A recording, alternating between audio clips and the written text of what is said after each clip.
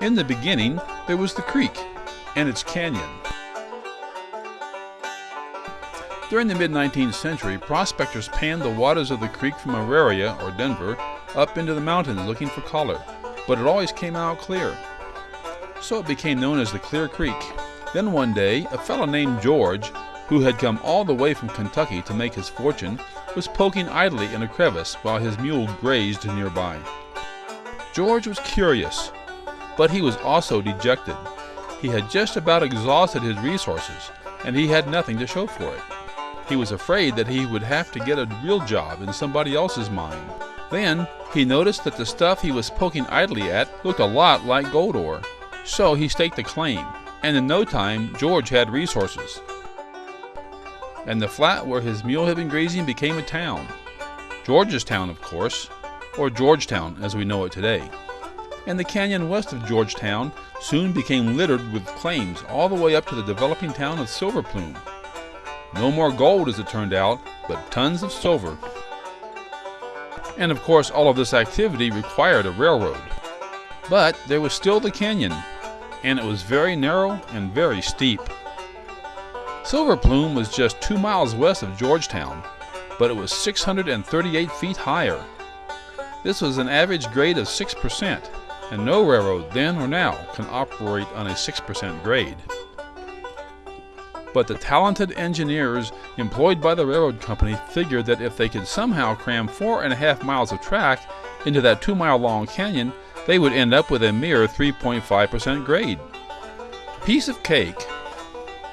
All they had to do was to loop the track back over itself on a curved 300-foot-long bridge that would tower 95 feet above the creek, and then throw in a horseshoe curve and a couple of hairpins. Construction began in 1881, and the line finally reached Silver Plume in 1884. So it was done finally, resulting in one of the engineering marvels of its time. Unfortunately, by the time it was finished, the mining boom, the justification for its construction, was beginning to play out. But as luck would have it, another boom was developing, the tourist boom, and the loop trip, as it came to be known, inspired awe throughout America and even the world, receiving more public attention than any other section of railroad track in the country. For nearly 30 years, it was one of the major tourist attractions in the Colorado Rockies. But the economic realities of the Depression years caught up with the loop, and the Georgetown-Silver Plume line was abandoned on January 30th, 1939. By June, the track and the high bridge were gone, and they stayed gone for nearly half a century. But in 1972, a common dream, long nurtured by members of the Colorado Historical Society and by a group of enterprising rail fans, developed into a plan to restore the loop. And a mere 12 years later, steam-powered narrow-gauge trains crossed the reincarnated High Bridge, and this 19th century engineering wonder became once again a major tourist attraction in the Colorado Rockies. For those of you wondering why our train is going backwards, the answer is really quite simple. The valley here is so narrow we can't turn our train around. In fact, we can't even turn our locomotives. So for the downhill trip, we put the locomotive on the rear end of the train to pull us down the hill, and at the bottom we put it back on the front of the train to pull us back up the hill. The railroad you are riding on today is a reconstructed portion of the old Georgetown, Breckenridge, and Leadville Railroad. You may have seen the initials GB&L on the sides of our cars.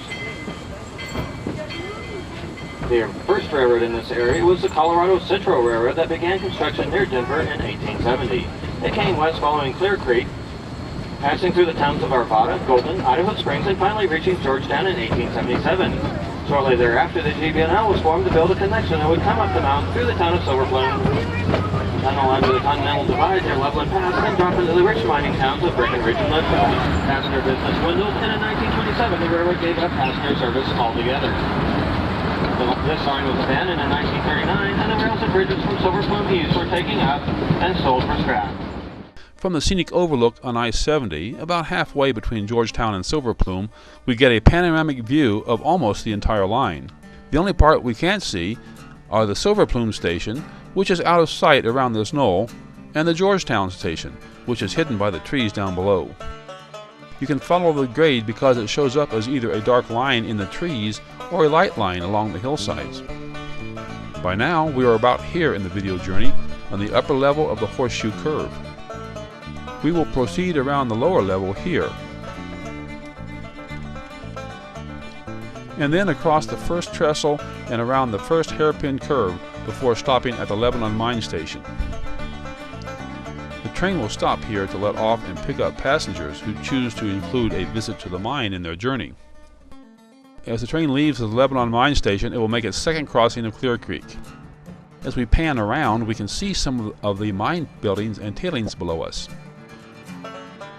We can follow the grade, the white line through the trees in the distance, as it continues to work its way down the valley. And now, the third crossing of Clear Creek at the west end of the lower hairpin curve comes into view.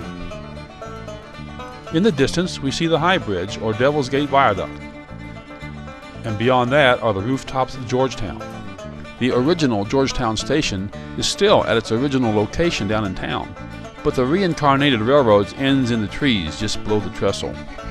Now, back to the train ride. Next year, this valley